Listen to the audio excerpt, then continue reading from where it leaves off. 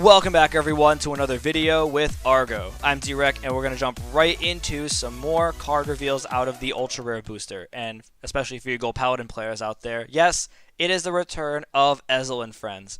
So you got Ezel, we've got Beaumains, and we've got Gareth. So the whole ride chain is back, and the known starter for gold is going to be Crimson Lion Cub Crimf. So if you guys were waiting for that, yes, that is who it's going to be. It's not going to be a Little Battle of Kron. It's not going to be Spring Breeze Messenger. Nope, it's going to be Crimf. And he combos really well. So Incandescent Lion Blonde Ezel's new skill reads, Act from the hand. If you have Knight of Superior skills Beaumains and Knight of Elegant skills Gareth on Vanguard or Rearguard Circle, you can Soul Blast one Crimson Lion Cub Crimf, ride this card as stand, and if your opponent's Vanguard is grade 2 or less, this unit gets Drive -1 until the end of turn. His second ability reads Auto on Vanguard Circle. When it attacks, you may call a card from hand to Rearguard Circle. I really like what they did with this card. They took the original Superior Ride ability from Crimf and plopped it onto Ezel, which is nice, on top of the fact that his Superior Call ability is on attack.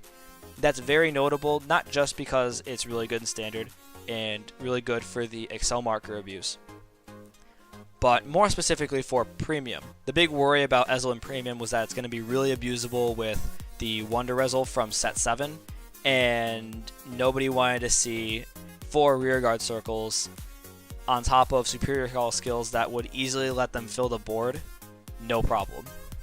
So because it's on attack and not on place or an act ability, that makes it much more balanced in Premium, and will allow it to be a bit more diversified in terms of deck building and not make it super OP by comparison to decks like Luard or decks like Anj or Geese OTT and stuff like that. So really solid, really balanced, and I do like that they brought back the whole Superior Ride ability from the Limit Break era. Next up, we've got Beaumains, and his new skill reads Auto on Vanguard or Rearguard Circle. When he's placed from hand, you can discard a card to search your deck for one Gareth, call it to Rearguard Circle, and shuffle your deck. Pretty consistent. I definitely think that they're theming that more towards how Royal Paladins approach Superior Calling, but that's fine. It's still different from Royal Paladin in the sense that it's more of aggressive play rather than just kind of fill a board, and it's a lot more inexpensive than Royals, so that's also a plus there.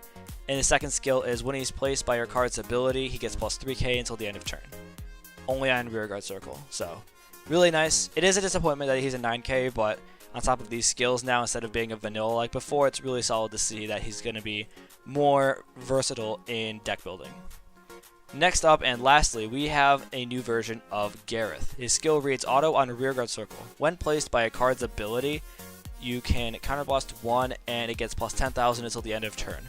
Right away, really solid, especially since we already know that most things aren't too high cost in golds, and especially comboed with cards like the new version of Dindrain, which allow you to countercharge, makes it really easy to just fill up your Excel circles with nice sizable units, especially like Gareth is a grade 1 that can be 28k on an Excel circle by himself, is really solid, and for a simple counterblast that can easily be gotten back with cards like Dindrain, like I said, makes it really easy to be aggressive, and it shows that it's a much different way of approaching Superior Calling and board fill from Royals. They operate by making sizable columns and inexpensive board fill. Goals are even more inexpensive and are more aggressive when it comes to that because of how it approaches Superior Calling during battle, which is nice.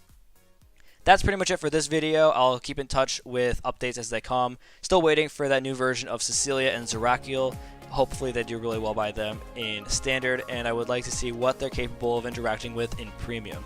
Especially everyone's already ready for Geese Angel Feather in Premium, which is going to be a nightmare to deal with. And I know I did a whole thing in my last video about approaching it in a ban list, but I would like to see what it's capable of before jumping to any further conclusions. That's it for this video. I will see you guys in the next one. Peace out.